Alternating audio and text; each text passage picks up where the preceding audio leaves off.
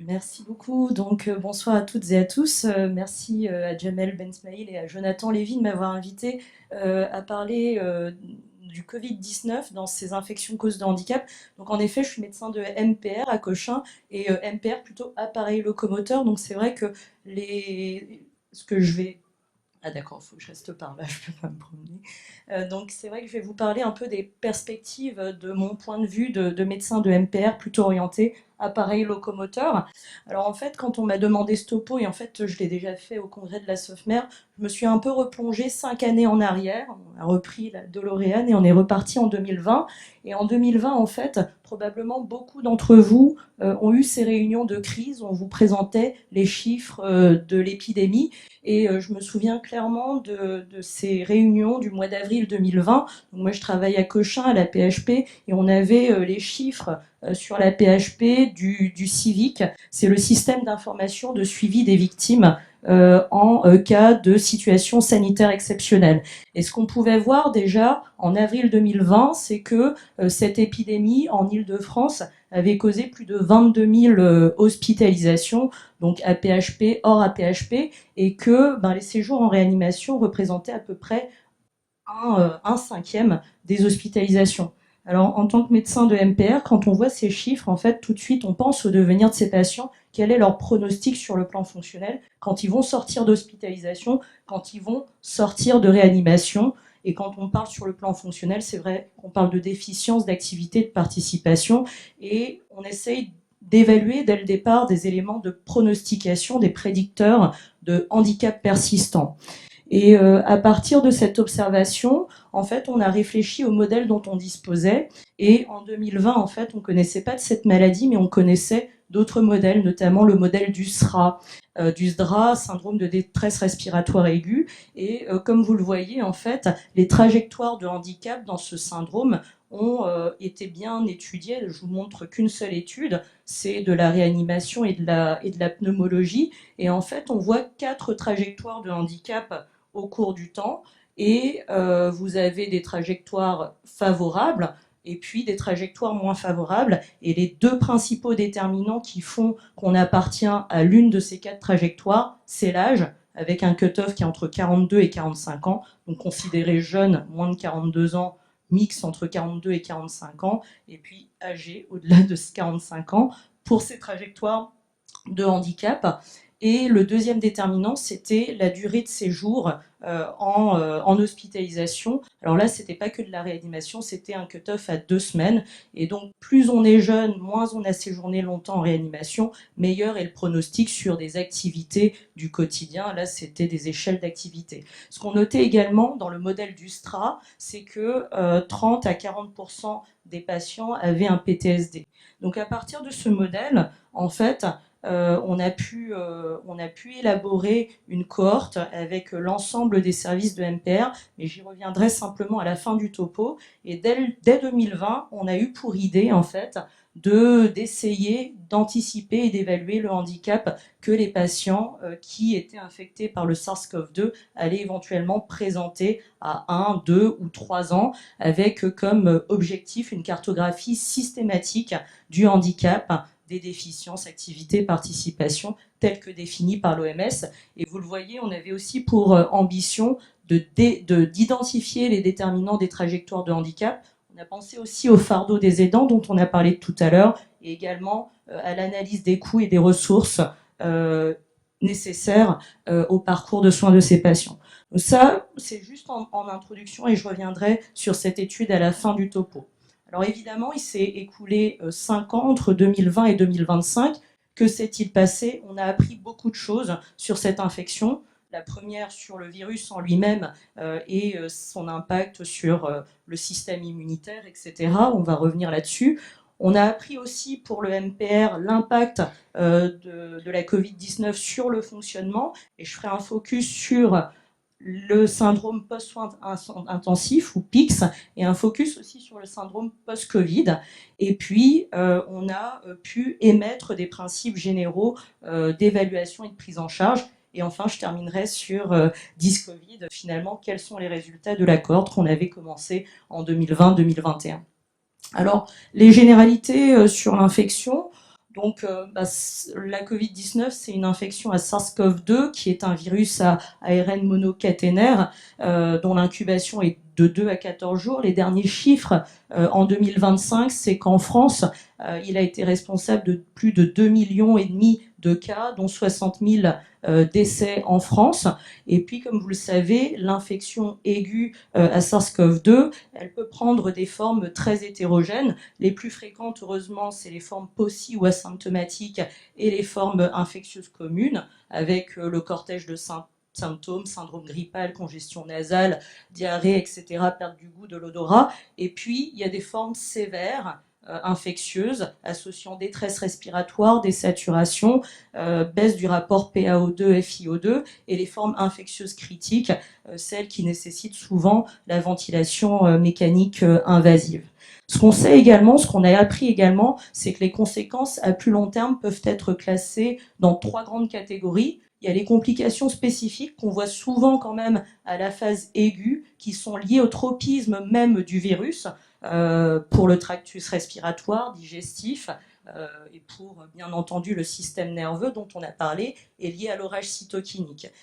Deuxième catégorie de complications, donc celle dont je vais parler, c'est les complications qu'on pourrait considérer comme non spécifiques, non directement liées au virus, et en particulier les complications liées à la réanimation, ou encore appelées syndrome post-soins intensifs. Donc il y a d'autres complications non spécifiques liées au terrain, au SDRA, au décubitus, et puis enfin des complications mixtes qui associent des éléments à la fois spécifiques et non spécifiques, et c'est le cas du syndrome post-Covid. Alors le PICS, il a une définition qui est relativement simple. Ce syndrome post-soins intensifs, c'est l'association de déficiences, donc déficiences psychologiques, cognitives et physiques. Donc ça, c'était une revue de l'équipe d'Étienne Gaillatte qui montre en fait que ces déficiences sont observées dès la sortie d'hospitalisation, qu'elles peuvent persister plusieurs années, jusqu'à 15 ans après la sortie de réanimation, et qu'elles affectent jusqu'à 70% des personnes hospitalisées et survivantes à leur hospitalisation. On l'a dit, ce syndrome post-soins intensifs, il concerne aussi les familles, et donc aujourd'hui on parle aussi de PICS-F pour le syndrome post-soins intensifs affectant les aidants ou l'entourage familial. Et ce qui est aussi très intéressant par rapport à ce PIC, c'est qu'on connaît parfaitement bien, ou en tout cas on a identifié des facteurs de risque qui sont la durée de la ventilation mécanique supérieure à 7 jours, curarisation, hypoxie, la survenue d'un SDRA, d'un sepsis sévère, et aussi le terrain comorbide. Et on voit en fait finalement que les patients qui ont été affectés par le SARS-CoV-2, très souvent, cumulent l'ensemble de ces facteurs de risque, et en effet sont probablement plus vulnérables à la survenue d'un tel syndrome. Donc il y a de multiples, des centaines d'études sur les symptômes post-réanimation chez les patients infectés par la SARS-CoV-2. Moi, j'ai fait le choix de vous présenter vraiment quelques études emblématiques, et là, en l'occurrence, qu'une seule. C'est probablement l'une des premières, puisque là, vous voyez, on est en 2022, et ces auteurs avaient déjà suivi les patients à 1 an après leur hospitalisation en soins critiques. Donc, ils ont une cohorte de 246 patients. C'est je pense, une épidémiologie assez classique de réanimation pour cette infection. 61 ans, une prédominance d'hommes qui ont été hospitalisés en moyenne 18 jours en soins critiques et ventilés 14 jours. Qu'est-ce qu'ils ont observé? Ils ont observé en fait la prévalence des différentes composantes du PICS, et on retiendra donc 74% de troubles physiques à 1 an, et puis qui est donc très largement plus prévalent que le reste des composantes, psychique 26% et cognitif 16%. Et ce qu'on note également, c'est que 11% des patients avaient en fait une atteinte sur l'ensemble de ces domaines. Quand on va plus dans le détail, c'est ce que j'ai indiqué comme étant le top 10 des symptômes nouveaux. Donc vous avez parmi les symptômes nouvellement apparus après la période de soins critiques, vous avez très nettement les 5 premières causes. C'est des causes musculo-squelettiques chez plus de 20% des patients. Donc là, en tant que MPR de l'appareil locomoteur, on s'est dit, mais qu'est-ce que cette atteinte musculo-squelettique qui associe faiblesse, douleur et raideur? Donc on est allé voir un petit peu dans notre propre cohorte, qui est bien entendu plus petite, monocentrique de Cochin, et c'était des patients qui avaient fait un séjour en soins critiques d'environ 30 jours, qui avaient une ventilation mécanique pendant 25 jours, et on a pu les évaluer avant ou après leur retour à domicile. Et en fait, on s'est intéressé plus précisément à leurs troubles musculo-squelettiques, puisque c'était dans notre champ d'expertise. Et ce qu'on a pu observer en fait entre M1, M3, M6 et M12, c'est qu'en fait la prévalence a tendance à augmenter entre M1 et M6. Au départ, à M1, vous avez quasiment 50% des patients qui n'ont pas de problème musculo-squelettique, mais progressivement cette proportion diminue et on voit apparaître des troubles musculo-squelettiques, en tête desquels les pathologies ou en tout cas les problèmes d'épaule. Donc là aussi, on a voulu comprendre, parce que c'est très prévalent, hein, vous le voyez, quasiment encore un tiers des patients à M12, ce qu'était ce problème d'épaule. Alors le tableau clinique de l'épaule, il est particulier chez le patient Covid. C'est pas une épaule raide et douloureuse, c'est une épaule douloureuse et faible. Donc dès lors qu'on est sur le cadre douleur et faiblesse, on part plutôt sur une pathologie musculaire, musculo-tendineuse. Et en effet, c'est ce qu'on a pu observer dans une sous-cohorte de choréadome qui s'appelle Schulvid. Donc là, c'est 25 patients chez qui on a pu obtenir les IRM des épaules. Et comme vous le voyez, en fait, ces IRM d'épaule indiquaient chez 92% de cette petite cohorte un œdème au niveau des muscles de l'épaule et en tête desquels on trouvait le supra, l'infra-épineux et le subscapulaire. Et de manière peut-être plus anecdotique, le trapèze, le deltoïde et le serratus. Donc comment on peut expliquer cet œdème de l'épaule, comment évolue cet œdème de l'épaule et comment on peut l'expliquer? Alors l'évolution, c'est les IRM prospectives qui nous indiquent que finalement il évolue très bien. Donc ça, c'est une séquence Coros-TIR qui nous permet de voir en fait un aspect en hypersignal du supraépineux, de l'infraépineux, et puis quand vous faites l'IRM de contrôle, on a une quasi-disparition à 3 mois de cet œdème qui est associé en parallèle à une évolution clinique favorable. Aujourd'hui, on ne sait pas quelle est la signification ni la physiopathologie de l'atteinte de l'épaule, même si elle est très prévalente. Les hypothèses, c'est la myopathie de réanimation, le positionnement, et il y a aussi des hypothèses de myopathie inflammatoire virale, même s'il y a quelques études biopsiques en fait sur cadavériques, mais qui ne montrent pas de présence de l'ARN viral dans le muscle. Voilà les éléments du PIX. Donc dans l'ordre, c'est vraiment ces patients-là qu'on a vu arriver en premier dans les services de MPR. Et puis petit à petit, on a vu des patients arriver aussi dans les services de MPR plus à distance de leur infection Covid. Donc ça m'amène à parler du syndrome post-Covid. Le syndrome post-Covid, c'est c'est pas la première fois que vous entendez ce terme, mais vous avez peut-être entendu d'autres termes. On peut trouver dans la littérature Covid long, post-Covid condition, long haulers, ou encore le PASC, post-acute sequela of Covid. Alors, est-ce que cette terminologie renvoie tout à fait au même patient? C'est là où il y a un doute. Et donc, le doute a été en partie levé par les travaux, en tout cas le consensus Delphi du NICE, qui a été repris par l'OMS et qui définit en fait ce syndrome post-Covid par 3 éléments. Le premier élément, c'est que il faut que ces symptômes surviennent pendant ou après une infection à SARS-CoV-2. Le deuxième élément, c'est que ça a duré plus de 12 semaines. Et le troisième élément, c'est que ça n'est pas expliqué par une autre cause. Donc c'est trois éléments de la définition qui sont indispensables à pouvoir parler de syndrome post-Covid.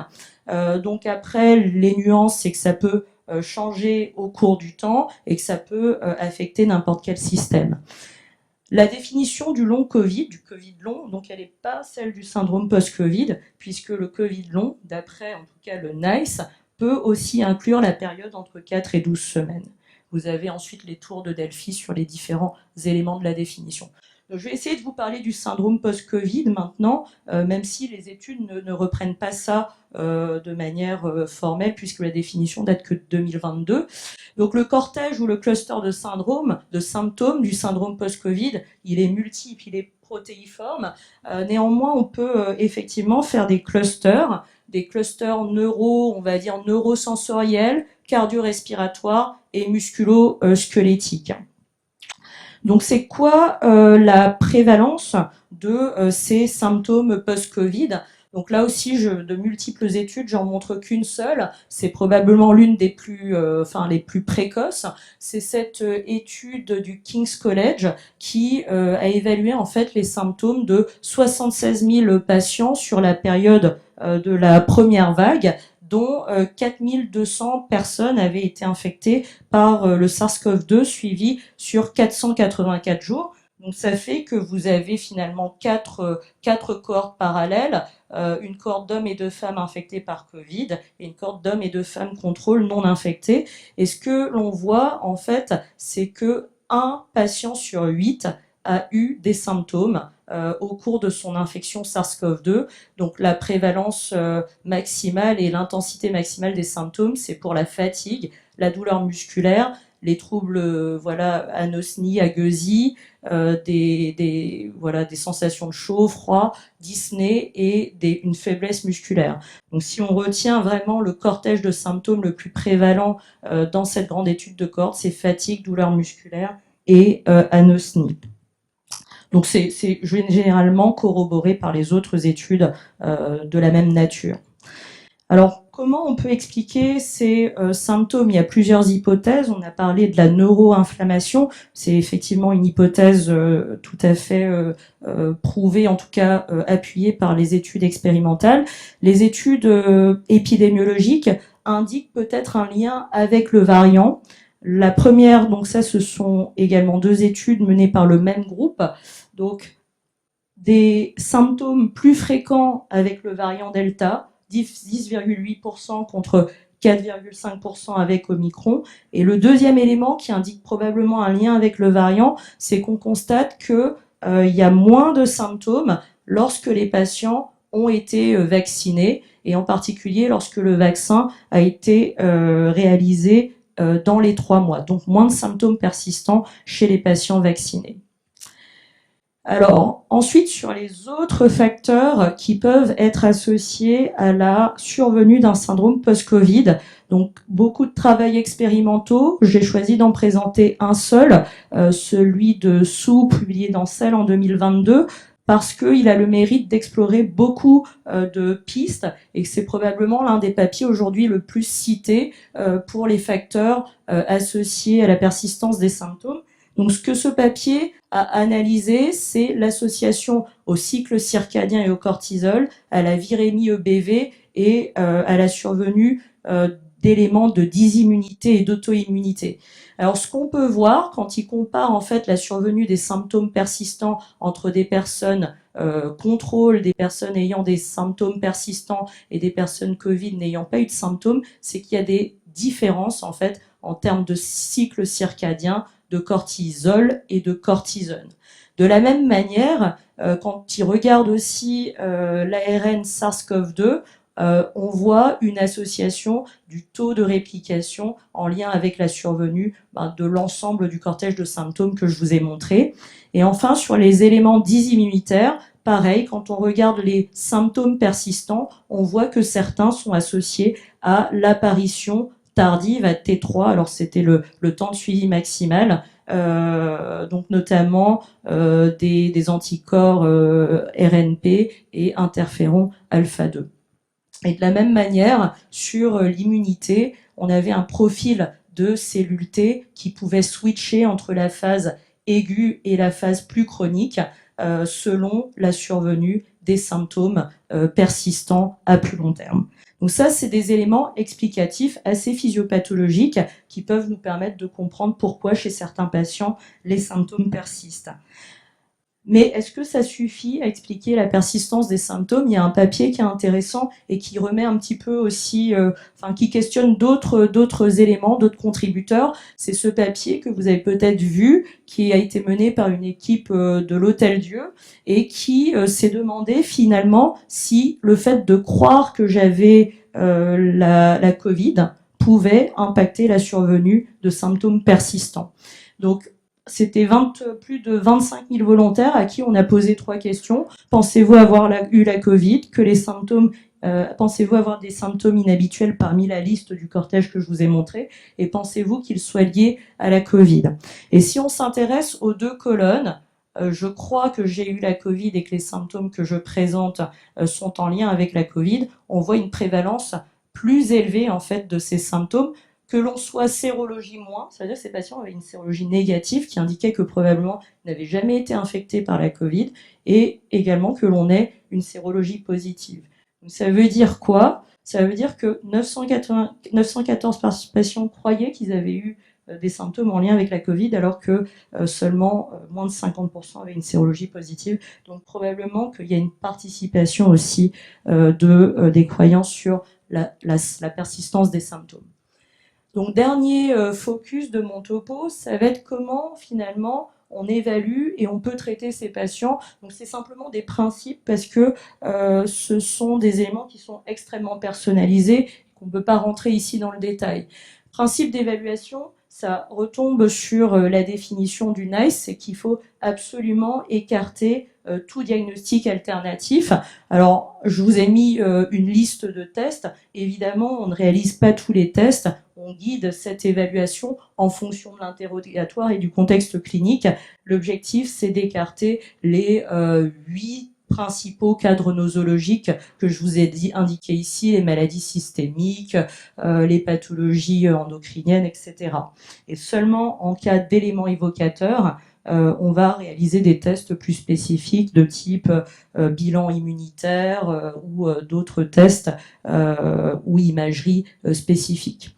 Le deuxième élément d'évaluation, là on parle du champ de la MPR, c'est l'évaluation du fonctionnement. Donc on avait pu proposer une réponse rapide à la HAS dès 2020 pour dire comment dans nos structures, que ce soit en MPR, à l'époque on disait SSR aussi, et une fois les patients retournés à domicile, on les évaluait. Donc je vous ai remis le cadre conceptuel de la CIF et effectivement on s'appuie sur cette évaluation, on va dire biopsychosociale, pour choisir des tests qui vont nous permettre d'évaluer les déficiences. Donc il y a des exemples de tests pour la force, les troubles cognitifs, la fatigue, l'anxiété, la dépression, la douleur, la dyspnée.